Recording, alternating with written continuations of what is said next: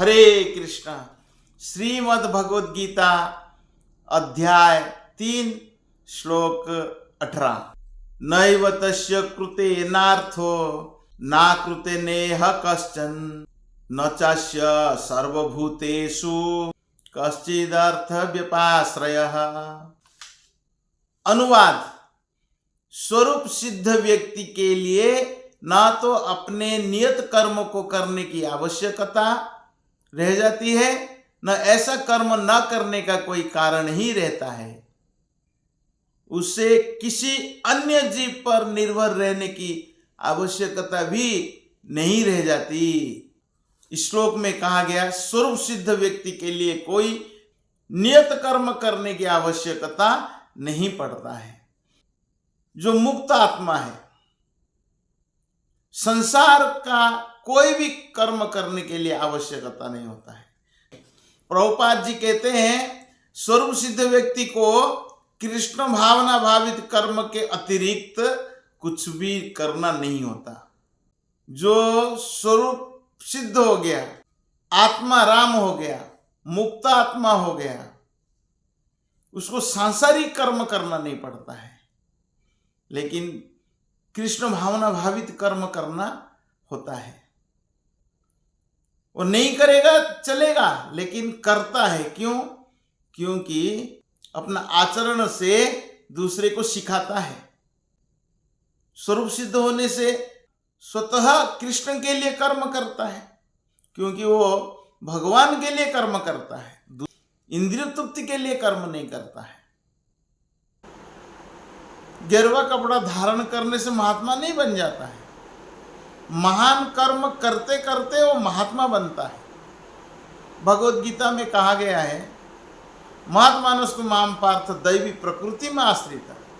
जो महात्मा है वो दैवी गुण में आश्रित रहता है। जब हम हरे कृष्ण महामंत्र जप करते हैं तो भगवान से सेवा मांगते हैं, हे राधे हे कृष्ण हमें सेवा दो। तो जो महात्मा है वो भगवान से सेवा मांगता है। वो सिद्ध होने के बाद भी कर्म करता है, क्योंकि वो अपना आचरण से दिखाता है। उसको कोई जबरदस्त नहीं है कर्म करना, लेकिन कर्म करना चाहिए। नहीं तो लोग संसार में, लोग समाज में क्या कहेंगे कि ये आलसी व्यक्ति के लिए है। जो आलस्य है, आलस्य को पोषण करता है, वो साधु बन जाता है। स्वरूप सिद्ध व्यक्ति को कोई कर्म नहीं करना पड़ता है, लेकिन वो कर्म करता है, समाज में अपना आचरण से दूसरे को सिखाता है कि कर्म किसके लिए करना चाहिए और कैसे कर्म करना चाहिए। अगले श्लोक में बताते हैं। आसक्त होकर कर्म करना नहीं चाहिए, अनासक्त होकर कर्म करना चाहिए। श्लोक नंबर 19। तस्माद् असक्तः सततं कार्यं कर्म समाचर असक्तो हि आचरन् कर्म परमात्मनोति पुरुषः। अतः कर्म फल में आसक्त हुए बिना मनुष्य को अपना कर्तव्य समझकर नियत कर्म करते रहना चाहिए, क्योंकि अनासक्त होकर कर्म करने से उसे परम ब्रह्म की प्राप्ति होती है। मनुष्य को कर्म करना चाहिए अपना कर्तव्य समझकर। अर्जुन को अपना कर्तव्य समझकर युद्ध करना चाहिए। यहाँ भगवान प्रेरित करते हैं, अनासक्त होकर अर्जुन को अपना कर्तव्य समझकर युद्ध करना चाहिए,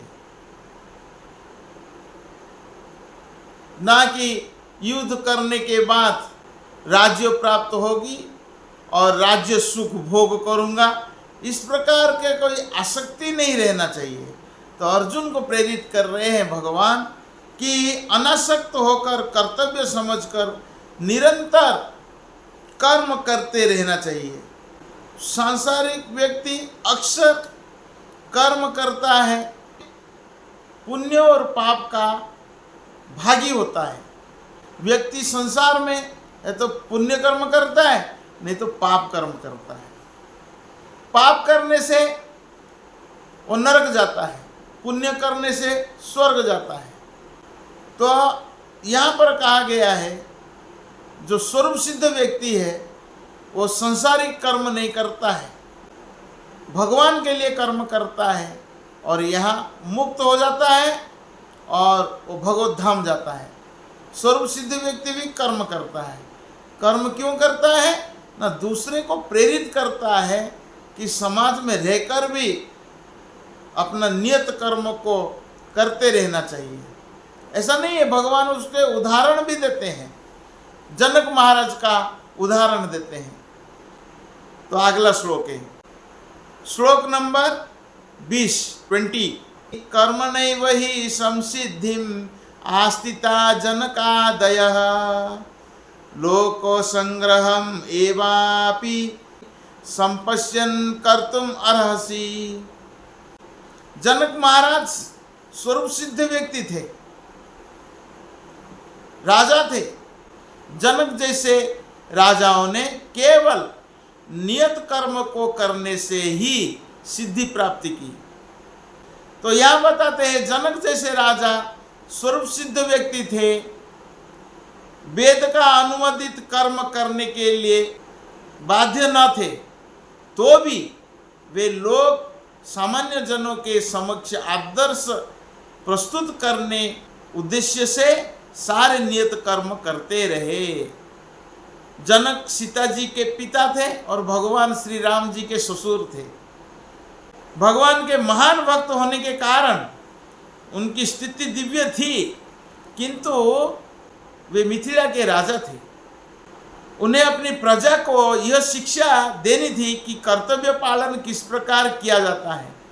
तो प्रजा को शिक्षा देने के लिए जनक महाराज अपना नियत कर्म करते थे। भगवान श्री कृष्ण और उनका सखा अर्जुन, उनको भी कोई नियत कर्म करने की आवश्यकता नहीं था। भगवान कृष्ण तथा उनके शाश्वत सखा अर्जुन को कुरुक्षेत्र के युद्ध में लड़ने की कोई आवश्यकता नहीं था, किंतु उन्होंने जनता को सिखाने के लिए युद्ध किया। किसके लिए युद्ध किया?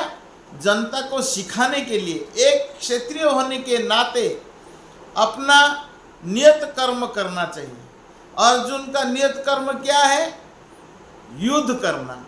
तो क्षत्रियों को अनासक्त होकर अपना प्रजा को शिक्षा देने के लिए अपना नियत कर्म को करते रहना चाहिए।